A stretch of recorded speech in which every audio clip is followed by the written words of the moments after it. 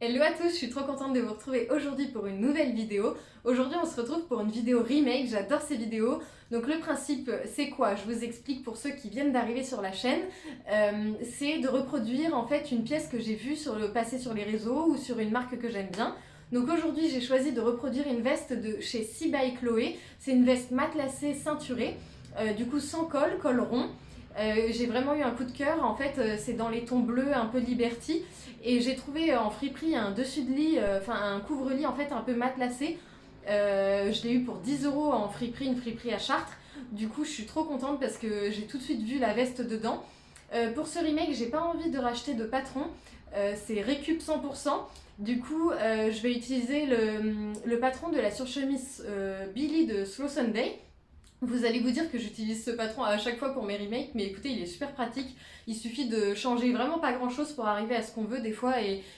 Là, par exemple, je vais pas vraiment modifier le patron, je vais juste en fait enlever quelques parties à ne pas découper. Donc je vais pas avoir besoin du col, je vais pas avoir besoin du pied de colle, de certaines choses en fait. Et donc là, je vais couper deux devant, un dos, les poignées de manche, et je vais juste couper en plus la ceinture. Mais du coup, finalement, c'est nickel. Donc il suffit des fois juste de surtailler un patron que vous avez déjà pour avoir l'effet que vous voulez. C'est vrai que des fois ça vaut pas forcément le coup d'en racheter un. Donc je vous montre ça juste après. C'est parti.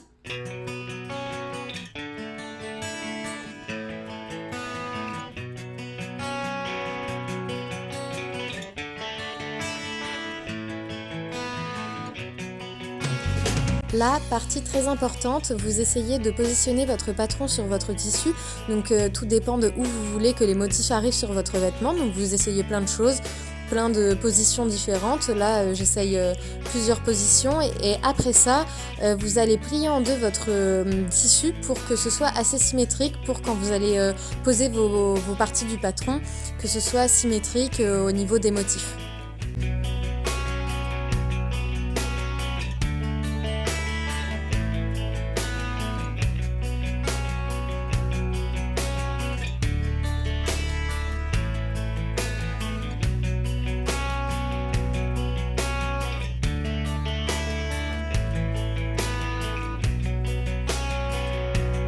Comme vous pouvez le voir, là je vais tout droit sur le patron, je supprime la petite vague parce que je veux que ma veste du coup soit droite en bas et qu'il n'y ait pas ce petit décroché.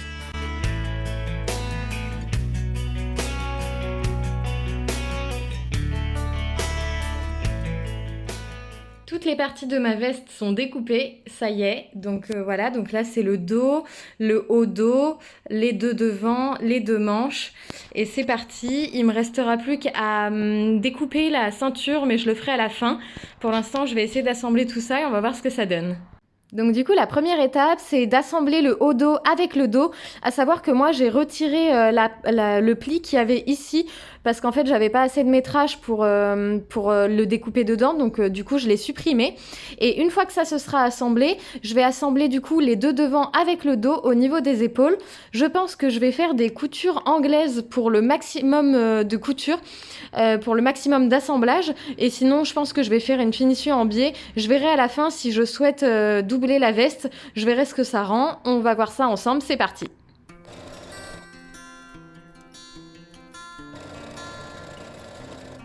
Du coup, petit update, finalement le tissu est trop épais pour que je fasse des coutures anglaises, je trouve que ça fait pas joli. Du coup, je vais la doubler. Je pense que la veste, du coup, je vais la doubler. Je vais couper du coup exactement les mêmes parties dans un tissu doublure qui me reste dans mon stock. Et je vais faire exactement la même chose que l'extérieur et après les coller endroit contre endroit, les retourner et ça me fera une doublure. Je trouve ça plus fini, plus joli.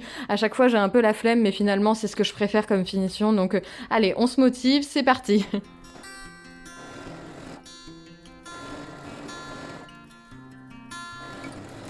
Donc ça y est, les côtés sont assemblés, les côtés de ma veste. Donc moi je la trouve un peu longue, je verrai à la fin de mon projet quelle taille je la veux, jusqu'où je veux qu'elle arrive, mais ça je verrai après. Et je pensais à ça de vous dire, en fait sur le patron, il est prévu une patte de boutonnage parce que c'est censé être une surchemise. Mais du coup moi je l'enlèverai, mais en fait je vais voir à la fin quand je poserai ma doublure, voir comment je fais parce que je vais peut-être utiliser justement cette valeur de patte de boutonnage qui est censée être ici et ici pour justement emprisonner ma doublure et créer voilà, comme une parmenture. Comme ça, la doublure ne pourra pas ressortir. Donc, on va voir ça ensemble à la fin. Pour l'instant, je laisse ça comme ça. Vaut mieux pas couper tout de suite et rectifier après que couper trop vite et être trop pressé et se rendre compte qu'on avait besoin de ce bout de tissu. Du coup, on va voir ça ensemble après. Là, du coup, je vais m'occuper des manches. Donc, je vais les assembler endroit contre endroit sur le dessous, assembler les poignées de manches et ensuite les poser sur l'emmanchure. Et ensuite, je ferai la doublure. Et je vous retrouve une fois que tout ça est fait parce que finalement, c'est exactement la même chose pour la doublure, du coup. Et oui, on reconnaît tous ce magnifique tissu citron dans laquelle j'ai réalisé la blouse rose de Atelier Bernie dans la précédente vidéo. N'hésitez pas à la regarder si vous êtes intéressés. Là, du coup, je découpe la doublure de ma veste dans le tissu qui me restait. C'est 100% récup, on a dit ce projet. Même si je vous l'accorde, ça fait beaucoup de motifs. Donc voilà, par rapport à la pâte de boutonnage, je vais m'en servir comme de parmenture. Donc j'ai fait les replis comme il est marqué sur le patron. Et j'ai fait une petite surpiqûre, mais que celle de l'extérieur du coup de la pâte de boutonnage à 2 mm pour maintenir. Et du coup, je vais monter ma doublure endroit contre endroit sur cette partie-là. Et du coup, normalement, quand je vais mettre la doublure, ça va bien se positionner grâce à cette surpiqûre. Donc on va voir si ça marche comme dans ma tête, parce que là, j'écoute mon instinct de couturière et je fais pas du tout des choses académiques. Mais écoutez, on va voir si ça fonctionne, on se revoit juste après.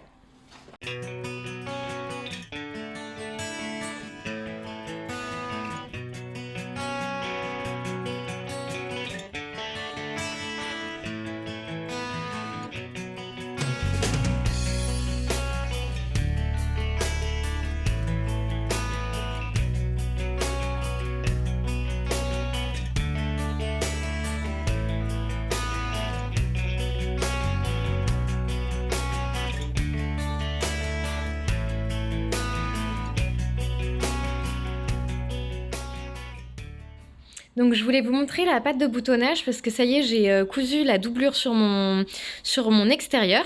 Et du coup, bon, c'est un peu du bidouillage, mais écoutez, c'est le hack de patron. Des fois, il y a un peu de bidouillage, c'est comme ça. Du coup, j'ai replié ça, l'espèce de parmenture que j'ai fait en me servant de la pâte de boutonnage. Je l'ai replié du coup sur la doublure.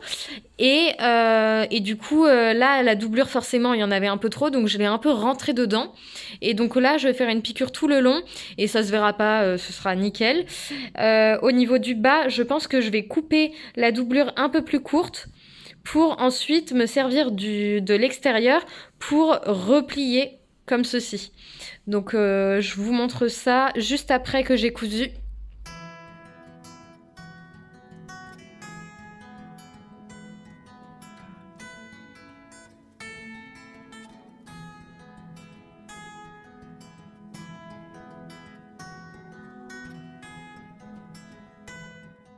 Je voulais vous montrer pour mon bas de manche comment j'ai fait. Du coup, j'ai fait une petite propreté de bas de manche avec le bout de mon tissu. Je me suis même pas embêtée, vous voyez. J'ai utilisé en fait le bord de mon tissu, comme ça j'avais même pas à faire de revers. Et en fait, j'ai fait comme une petite parmenture.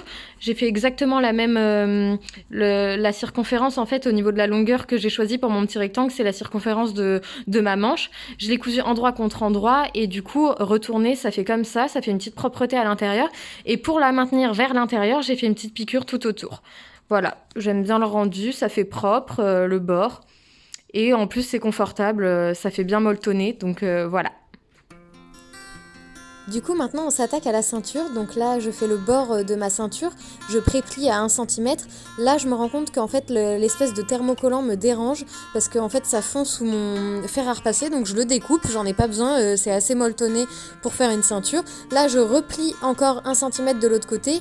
Et en fait, je vais le replier en deux parce que les ceintures qu'on fait endroit contre endroit et qu'après on retourne, là, je pouvais pas le faire cette technique parce que c'était beaucoup trop épais. Donc, j'ai fait un peu comme un biais finalement où je replie directement sur envers contre envers et je vais faire une petite piqûre à 5 mm tout le tour sans oublier les bouts, de bien faire les bouts bien propres et on se retrouve juste après.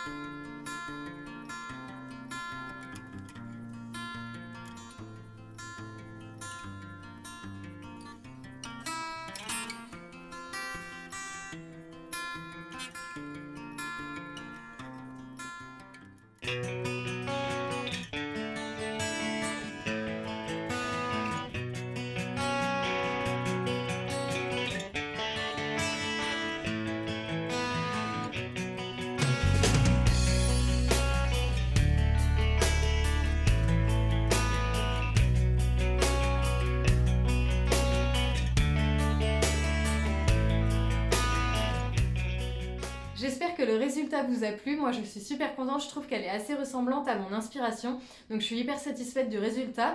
Si vous souhaitez reproduire votre version avec votre dessus de lit, n'hésitez pas à aller voir sur Vinted, j'ai vu qu'il y avait plein de dessus de lit, vous mettez dans la barre de recherche couvre-lit, dessus de lit ou couverture de lit et en fait ça va vous en sortir plein avec des motifs super chouettes, donc j'ai hâte de voir vos réalisations. N'hésitez pas sur Instagram à me taguer si vous souhaitez reproduire votre version. Si vous avez aimé cette vidéo, n'hésitez pas à me mettre un petit j'aime pour m'encourager et un petit commentaire. Je vous dis à très vite pour de nouvelles aventures couture. Gros bisous!